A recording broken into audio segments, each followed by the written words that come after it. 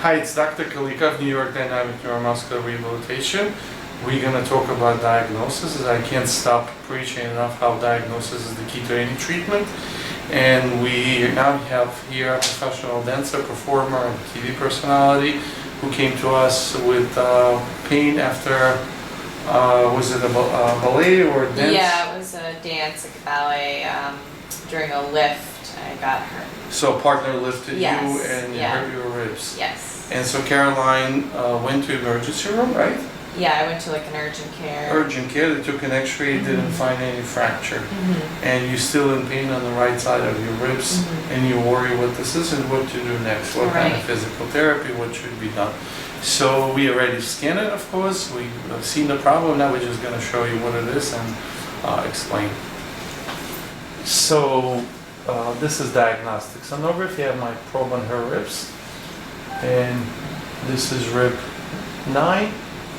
This is rib 10, and right here are those floating ribs that are on the bottom that don't connect to the front.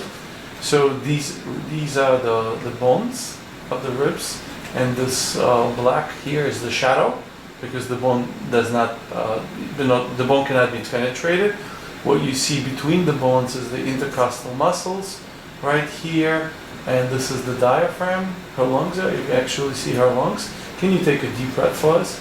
So you can see the air coming into the lungs, the diaphragm expands, the intercostal muscles, the intercostal nerve, and the artery right here. And if we scan, so this is, we already scanned, like I said, we know this is it. So if you look at the cortex, so the outer layer of the bone called cortex, the ultrasound cannot see what's inside the bone, but for fracture diagnosis it's enough. And so we could see the outer layer, and if we are here and we scan and we move a little bit towards the belly, we will catch that fracture. The fracture is right here. You could see this cortical line is interrupted. And the fractures, they're never like a line that you draw with a ruler. They always follow some weird pattern. They can be oblique or something like that. So you never perfect seeing them exactly from the first time. You need to spend time to catch them. So I see this here, but we'll go back to the fracture. But what else has changed is the physiology and the movement and function of all this mechanism. Is where we have the intercostal muscles here, the superficial, the serratus, the deep intercostals. And we could see that the shadow here, and if you think that this is a circle or round structure, this is much bigger than if I go to the rib above or the rib below.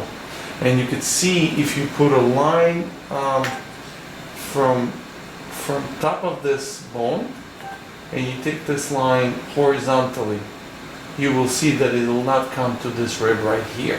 So this means that this rib is physiologically displaced. It's not the displaced fracture, but the whole rib on the right and on the left is shifted. So the shift is a relative functional thing, not a structural, and it's because of the muscle spasm. So we go back to finding the fracture. It's right here, right there, and now we're going to turn to be in line with the bone, with the rib, and try to find a fracture in a different way, because we always have to see everything in two planes. And it's right there.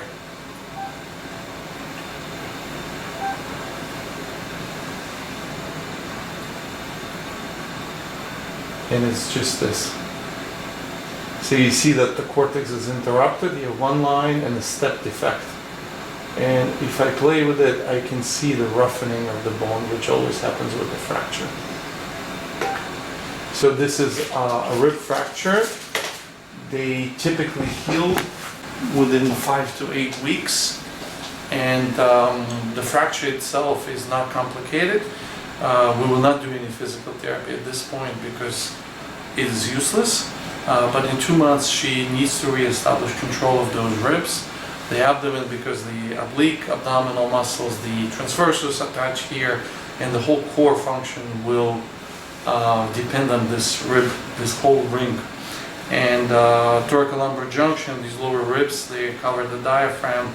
They're kind of the hub for motor control and for stability, because if someone lifts the leg or lifts the arm, that area needs to be stable. So again, diagnosis is number one.